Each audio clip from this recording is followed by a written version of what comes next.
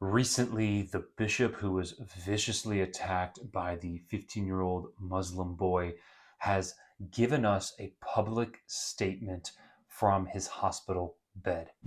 Now, in today's video, guys, we're going to dive into what the bishop has said from this statement, as well as why some Christians are actually responding in a way of confusion. Now, in this situation, if you don't know what happened, the bishop was giving a sermon and was viciously attacked by a 15-year-old Muslim boy who had a knife on him.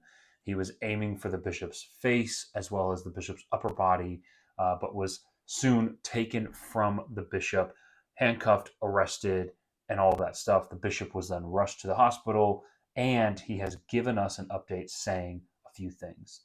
He has said that his health, he is doing well, he is doing good, that he is good in that area.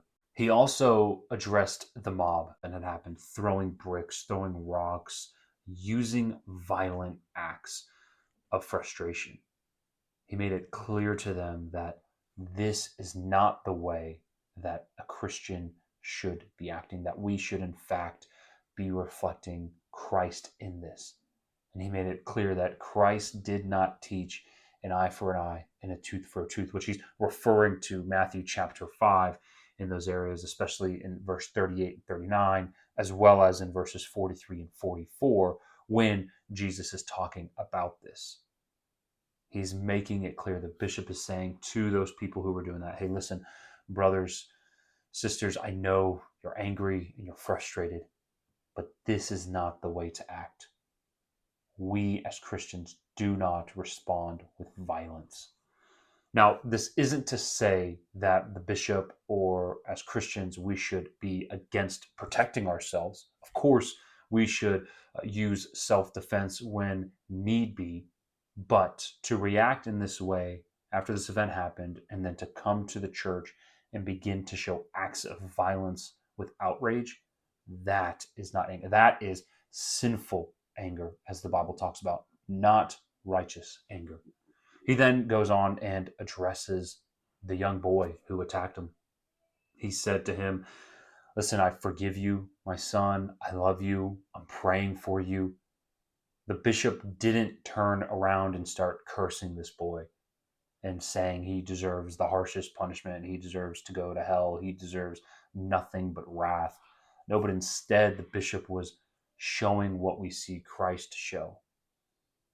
The bishop was brutally attacked by this young boy and is giving and extending grace to him. He has forgiven this young boy.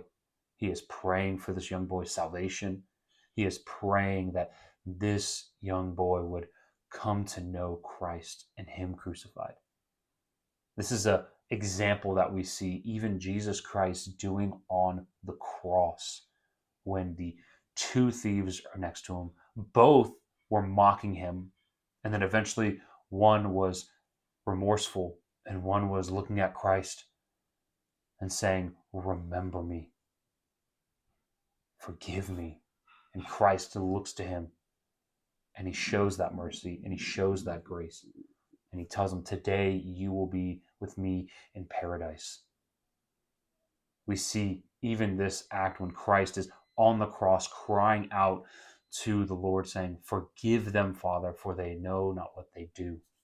This is a prime example here what the bishop is doing, showing Christ. He also addressed if anybody sent this 15-year-old boy to do this act, that he has forgiven them and that he is praying for them. Guys, this is the reaction we need to have when we are persecuted like this on any form of level. And Christians are having a hard time. Christians are saying, how can you forgive somebody who has done this, who has caused this to you? But that's what makes Christianity so beautiful. And that's what separates Christianity from all of these other religions, especially when it comes to Christianity, Christians versus Muslims. The Muslim belief is act in violence. Somebody speaks against your God, you act in violence.